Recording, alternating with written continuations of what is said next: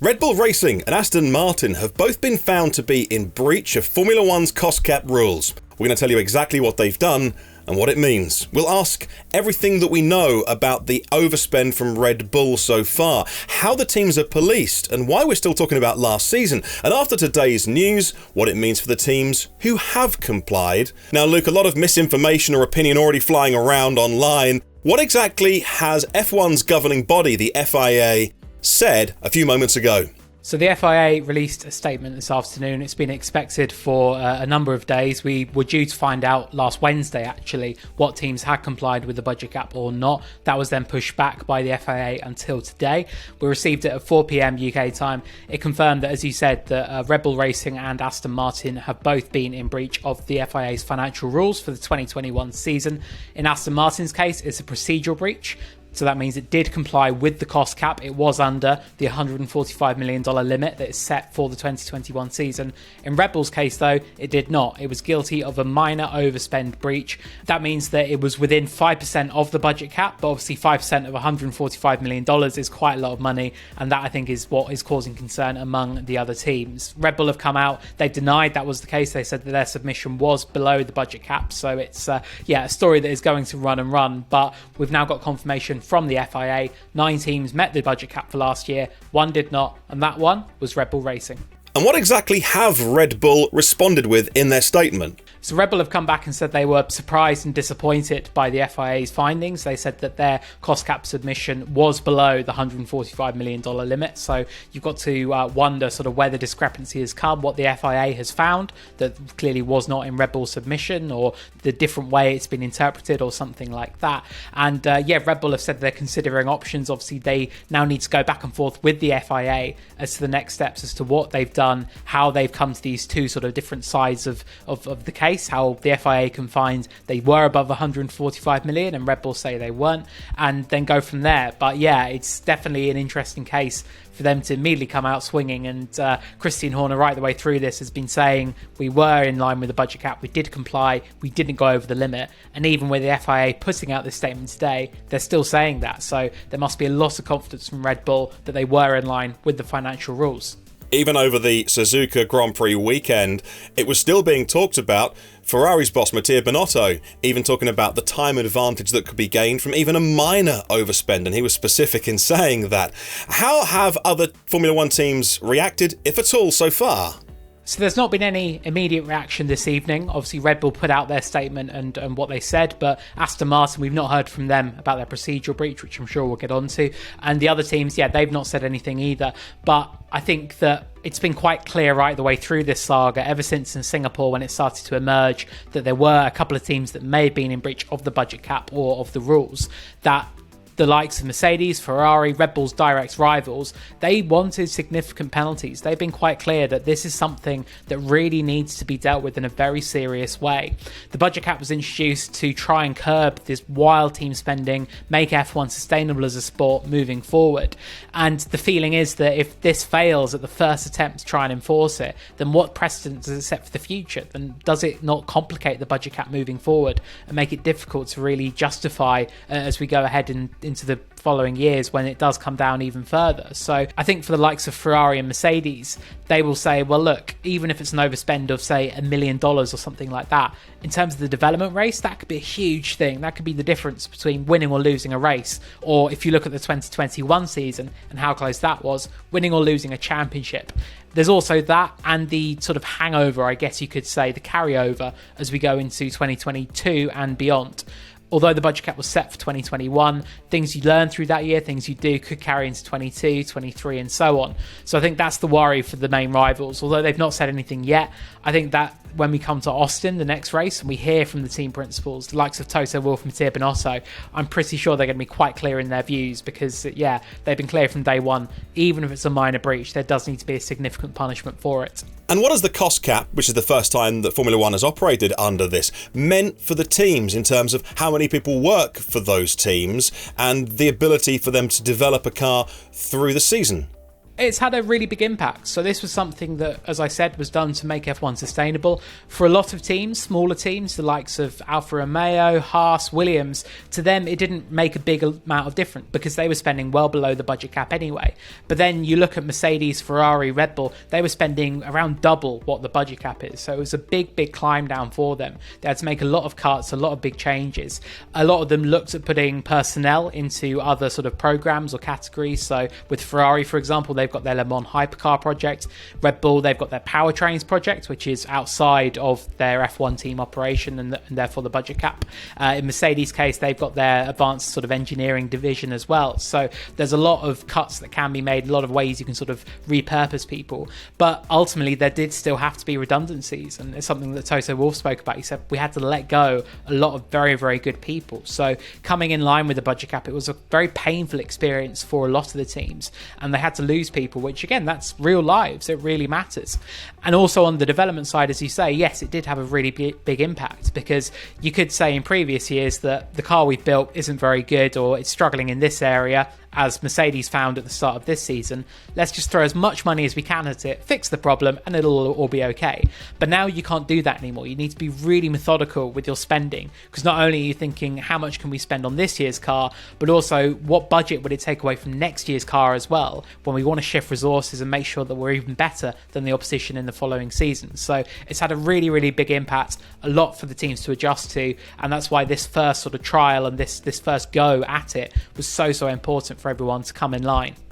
A particular sting in the tail with Red Bull as well, because one of the most improved teams from the beginning of the year, no points in 2 races of the first 3 of the year, to unveiling a much more tailored, lightweight RB18 as the season has gone on. They've developed really well, and we should be celebrating Max's second World Championship, but the headlines are being dominated by this. But the headlines were dominated over the Singapore weekend to begin with. That's when it first surfaced. What actually happened over that weekend? Well, it was when, these first reports, I believe it was in the German and Italian media, did leak out, and it was suggesting that it may have even been a major overspend by as much as $10 million. And that led to a lot of questions being put Red Bull's way. And from day one, Christian Horner was absolutely adamant, we did not breach the budget cap. And he even said that some of the statements from other team bosses, such as Toto Wolff, Mattia Binotto, were defamatory. Well, I must say also, he didn't actually name those people, so it's very clear to be sort of with the specifics of all of this. But it's, he said that I find it defamatory, and Red Bull were considering their options, because it was a very big claim to make against the team and say that they were in such a big breach. In the end, it is what's considered a minor breach, as I said, so within 5% of the budget cap. I believe it equates to about £5.7 million. But even so, it's been very clear from Red Bull that they feel they were completely in line. And that Singapore weekend was really fraught with a lot of tension, a lot of discussions about has there been a breach, who's guilty, who is not. And I think that when it came to getting the FIA's report today, there was kind of an expectation that tensions had cooled a little bit and it might be a bit of a damp squib. It might say that actually, no, everyone's in line and there's nothing to see here. But the fact that we've now got this sort of this confirmation from the FIA that there has been a minor overspend breach by Red Bull, it definitely resurfaces the questions. And I think for the other team bosses, they'll probably be looking at what they were saying and said, well, look, we told you. Now, there is a difference between a minor and a major breach, and that includes the punishment that is doled out. That's already determined in advance. Do we have any clue yet, though, what that punishment could be for Red Bull? So the FIA financial regulations, they set out the process, and it says that in an event of a minor overspend, such as the one that Red Bull has been deemed to have made, there is something called an accepted breach agreement. Now, this is a agreement that is struck between the FIA and the team that's involved, and basically they will sort of come to a discussion and talk about what the punishment should be. So it may be things such as a budget cap reduction in the future. It may be things such as reduced testing time, reduced aero testing. It might be that they are forced to sit out a practice session or something like that. And that's something that basically the two parties work on in quite a sort of a mediated process. So there will be the talks between them. But ultimately, it's down to Red Bull to decide whether they want to accept that agreement or not. And ultimately, if Red Bull is absolutely adamant in saying, no, we did not breach this, then they may say, no, we're not going to accept it. Because if you do, you have to say you're guilty. You have to say that you did breach the regulations. So I think that's going to be the first step. if they don't come to some kind of agreement between it, it then goes to F1's cost cap adjudication panel. That's an independent body that's set up to look at the whole process, look at what happened, do a proper investigation, and then go from there and then look at penalties. Again, it could be things such as reducing aero testing time, reducing on-track testing time, and things like that. And but I think the big thing is the possibility of, say, Lewis Hamilton getting the championship back from Max Verstappen or something like that. Looking at the rules, it doesn't seem that that's something that's really, really viable. And I think that it's something that, maybe when we look at all of this, we just need to consider that this is going to be an ongoing process between Red Bull and the FIA. And but it's definitely going to raise big questions, obviously, about last year and how it was Max Verstappen came to beat Hamilton to the title and where this alleged overspend did occur. Now, that will definitely lead to some debate online, to put it politely. Already seeing reaction today of people saying, well, the rumours are in Dutch media this overspend is on catering and a miscalculation on holiday pay. Other teams are bound to say, but we didn't miscalculate those things, and therefore we spent money on those and didn't do aero work. Now, the FIA have been more open about this process, but we've only got part of the solution. We haven't actually heard the punishment yet. When do we think we might find out more details? Honestly, it's impossible to say. It's not going to be quick, I don't think. I think that particularly as Red Bull have made that statement and said that our submission was below the cost cap, I think that that's a sign that this is something that's going to go back and forth and rumble on and on. So I would really not want to put a time frame on it. It could be weeks, could be months. I really do not know. But it's the kind of thing that, I think the possible severity of the punishments, I think it's the kind of thing that both parties will want to make sure they get absolutely right, and I don't think they can afford to, say, do a sort of half-baked and rushed answer. So I think this is going to be something that does rumble on for a little while, definitely. Neither team, Red Bull or Aston Martin, who we haven't talked about a lot, are more of a procedural breach in their case. Neither team are the first, though, to reach an agreement with the FIA over cost cap procedures. That's actually happened already with Williams. Doesn't get talked about very much. What happened earlier this year? So, yes, Williams were found to have made a procedural breach with their submission earlier this year. So all of the teams had to put in their audit for 2021, I believe, by the end of April. And that's then given time for the FIA's financial department to do a full sort of look at it, a full audit of themselves and end up with this sort of resolution. And it turned up that the submission from Williams apparently didn't get in on time. Now, they said that was actually due to a third-party supplier, so they did submit it themselves on time, but then the supplier they were using to help with their audit said, actually, we're going to be a couple of days late.